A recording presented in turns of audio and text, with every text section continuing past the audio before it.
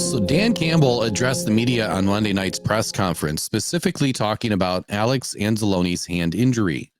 And he stated that Anzalone would be out for a bit.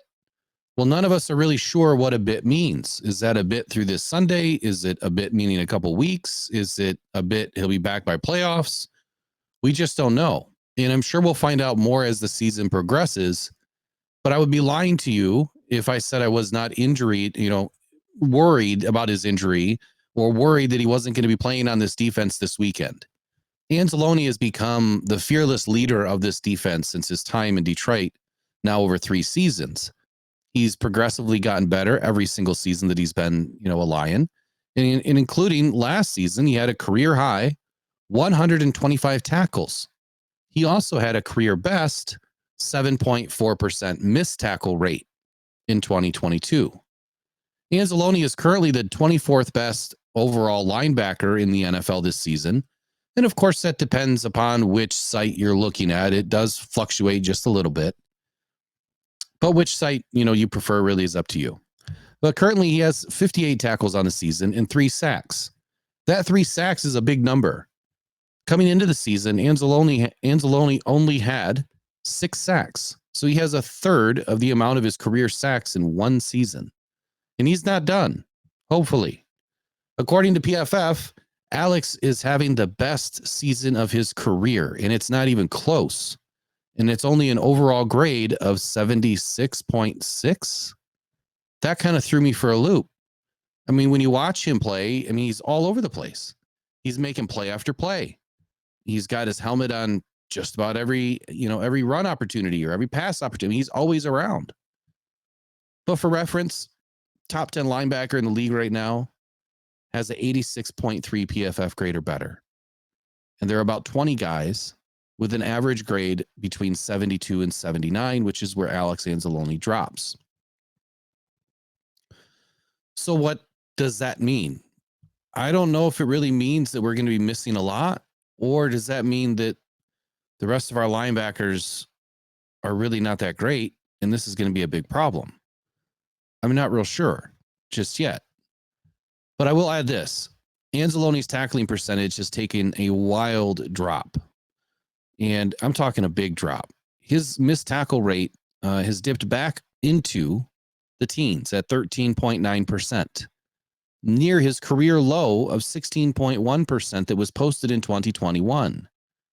He has a PFF tackle grade of just 43.8, and 115 linebackers are ahead of him in that metric. Compared to the top tacklers in the league, well, Levante David, his tackling grade is a 54.2. Tremaine Edmonds is a 54.5. Fred Warner is a 79.3. Demario Davis is 79.9. Roquan Smith, 84.4. And Bobby Do-It-All Wagner is still plucking a 91.1 on the season for a tackle grade. So I don't really know what this means. I don't know how to feel about Anzalone. I love him as an individual. I think that he's a phenomenal athlete and a wonderful Lion. He does everything right. He's definitely a leader on this team, and he makes a hell of a lot of plays. But these grades just don't pop off the charts to me. So that does mean we have a lot of room for improvement.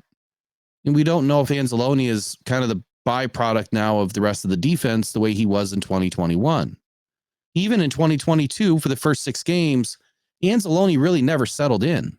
He never had an opportunity to just go out and play, let his hair down and go. But once Aubrey Pleasant was let go, things began to change. Anzalone was able to play the way that, we see him play like he's doing this season. So I'm just gonna guess that without Anzalone, we could be hurting on Sunday. But it does mean that he hasn't been consistent. This season with tackling, he's been great, but he hasn't been consistent. He's been one of the best players on this defense, but he hasn't been consistent. That is why I'm nervous, 1, for not being in this game, and 2, what the rest of the linebackers are going to give us. Because if Anzalone is the best that we have, then we have some problems. And what is supposed to be the best group, on the entire defense is the linebackers. Pretty deep group. So my question is this, does he really need the hand? It's kind of more of a joke. I mean, if it's not working to tackle, the opponent, then put a club on it. Club it up. Let's go. We saw John Kaminsky do it. I believe it was last season. But the joke is, I mean, if he's not able to tackle and he's got a low tackling rate, does he really need the arm? I think he'll be able to do what he's been doing with one arm just fine. But then you have a player like this that gets so much praise from his coaches, right? And Calvin Shepard had this to say. I've been telling you all this, and I know you think it's just because I coach him, but I've seen this, man, and the value he has in our defense. And this year, now he has some troops out there with him that can handle the verbal communication, can handle the checks as well. So now on certain downs, it allows Alex just to go do his thing and go play. And when that player is just allowed to do his thing, I'll put him up there with any player in the league as far as being athletically gifted, as far as being able to match up one-on-one. That's a huge statement from Shepard. And that statement compared to his rankings or his stats don't jive, because I just compared him to anyone in the league and some of the top ones in the league. And it's not even close from a grade perspective. But there must be something else that Alex gives to this team. And it's leadership. It's knowing the defense. It's getting everybody in the right spot. As much as, they know what to do and do their job or do it well, that's on them. But at least Alex knows how to get everybody in the right position and what checks to call. With Anzalone out, this puts the pressure on Jack Campbell to wear the green dot and move back to his natural position at middle linebacker. Or do the Lions put Rodriguez back in at middle linebacker, which is also his natural position? He has more time in the system. This is a question we cannot answer until Sunday.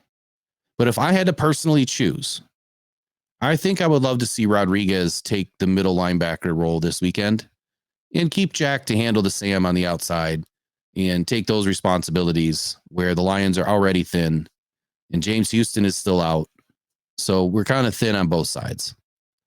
My reasoning, solely rests on Campbell's quotes from October this season about Jack Campbell. He said, every week he just gets a little bit better. Now we're playing him in base. We weren't able to play a lot of base the other day, but he's been playing Sam for us now. A role that wasn't entirely what we envisioned for him when we got him. But it's hard to keep him off the field when you feel like he can set an edge and he can rush a little bit. He's smart and he can cover. But yet, he's still a stack backer for us. I think his reps are going to go up a little bit more here. So his growth will come with more opportunities. He's right where he needs to be right now. We're really pleased with him. So if Dan Campbell is happy with the way that Alex is going to be out of the game and Jack can cover the Sam, then I think it only makes sense to put Rodrigo back under the middle linebacker position and wear the green dot for us on Sunday. That's what I'm rolling with. And you can let me know in the comments how you guys feel or what you expect to happen this Sunday and what you want to see. That's all for tonight. Go Lions, go in pride. Until next time, please take care. Bye-bye.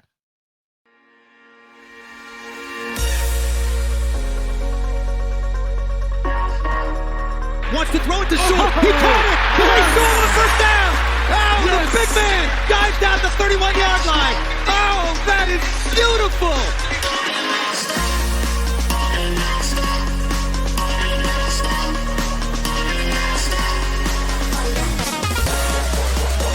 Fields looking pressured, hit from behind, take it down. Aiden Hutchinson got him.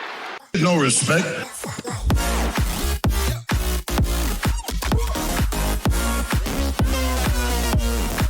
So, we look like we're ready.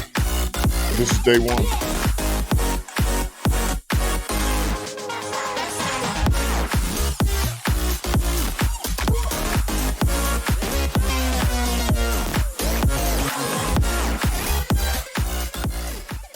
No respect.